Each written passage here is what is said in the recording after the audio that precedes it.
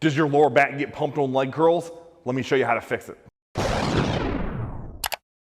All right, as you all know, leg curls, in my opinion, are the key to growing your hamstrings, especially if you want to get that side hang in your side chest, your side tricep, your side quarter turns. So anybody that works with me is going to do a lot of lying leg curls, a lot of seated leg curls. But a very common issue, especially with lying leg curls, that I get is, Chris, my lower back gets pumped like crazy, or I have to go stretch my lower back out after doing leg curls. So let's talk through some ways that we can fix that. But first, I want to show you some of the negative things or ways that are easily done wrong that's going to help get your lower back into it. So let's go over, get on the piece, and I'll show you. On this lying leg curl, it's set up where the chest pad is going to be flat. Now I know a lot of gyms, the chest pad will actually be lowered, so you're almost like a little bit of a V. So it doesn't really matter what your lying leg curl looks like. All these tenets and principles are going to work simultaneous. So let me jump over here, we'll talk about it. So to get your lower back into this, a lot of people will say, oh, I'm going to leg curl like this because it feels great. Well, look at my lower back. It's already in flexion. I can already feel my erectors contracted, right? So when I go to pull up, I can already feel my erectors wanting to do that work, right? So the next thing, let's say that I'm properly aligned, I'm grabbing the handles, and then when the thing gets hard, I jerk here. They'll come up. A lot of times people do this, right? Again, contracting my lower back. So I'm getting play, so my lower back's going up or this way, so either my hips come off the pad or my chest comes off the pad. Both of those things are getting my lower back into this movement. So I know what you'll say, oh, Chris, well, I'll just try to glue my chest and arms to this pad. Great, so watch this. We're here and we're contracting those hamstrings. But when the set gets hard, you start to wrench. And instinctually your hips will come off the pad because you don't want to lose range of motion. So, two things we can do here. One, just like I talked to you about with shoulders, when you begin to lose range of motion, just hit some partials. So let me show you that. When you feel your lower back start to take over, just go to here. We're here, partial. Partial. Still taking the set to failure, still exhausting the hamstring, but keeping my lower back out of it. So that's fix one. Fix two, this is the major one. What I want to think about is how my lower back works, right? If I'm going to contract my lower back, my abs are lengthened, right? So they're stretched. If I want to keep my lower back out of it, what do you think logically you would do? Contract your abs.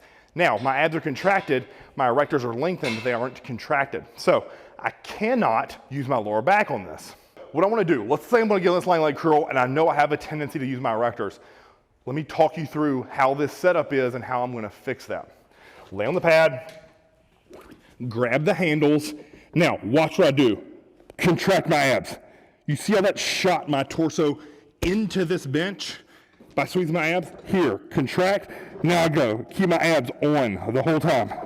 My lower back can't do shit. Even when it gets hard, as long as I squeeze my abs, I cannot contract my lower back. I can't, it's impossible. So just stay there. Now, you'll say, Chris, I don't have that kind of abdominal control. Yes, you do. Think about your sternum and your belly button. Keep that distance short, right? So we contract our abs. If you look from the side, I'm here, abs are short, contracted. My erectors are lengthened. Here, squeeze my abs. So now all I do, lay on the bench, shorten that distance, and go. So every time you get on a leg curl, think about that cue. Shortening my abs, let my erectors stay out of it. And then lastly, just don't jerk and be a dumbass. That would be tip number 3. Use less weight until you get strong enough to use the whole stack. I know that it's very confusing, right? You hear me say, learn to do the stack, learn to do the stack, kill reps, add a gym pin. Yes, but that is as long as you're maintaining perfect form. If you're cheating and getting other muscles into it, meaning your erectors, your glutes, your shit. I've even seen some people really get upper body jerk into it. We don't want to do that. So in some cases, I'd actually recommend lowering the load, restarting your strength progression. So let's say, for example, most leg curls go to 200 and your goal is to get there. And at 180, you start jerking. Lower that thing down to 160, 140, nail perfect reps, set a baseline. So let's say week 1 on 140, I hit 15.5 reps. Perfect. That's where I'm going to restart my strength progression. So next week I'd probably come in, hit 160, see how many reps I get. Let's say it's 11. Perfect. stay there till I get to 15. Then 3 weeks from there, I'm already at 15, I'm gonna go up to 180 and then do the same thing with 200. But re-solidifying that form, starting over, not being scared to go back in order to make progress. So again, I do love progressive overload with hamstrings and make them strong as hell, but then I also like working them efficiently and effectively through drop sets, through partials at the end of the day, but form is always number one. If your form is poor, lighten the load, get it right, re-ingrain that motor unit, because a lot of times it just takes practice. And then from there, you know, sets, reps, all that kind of stuff that, you know, I know I always talk about. I like to do hamstrings first on a leg day, and I'll do 2 warm-up sets, 3 or 4 feeder sets, and then 1 or 2 work sets. And then I'm going anywhere between a triple drop, iso holds, partials, again, until I can't go up there to like 20, 30, even 50. So hammer this piece, keep your erectors out of it, and get those hamstrings hanging. Until next time, guys, like, share, and subscribe. Chris on the CB.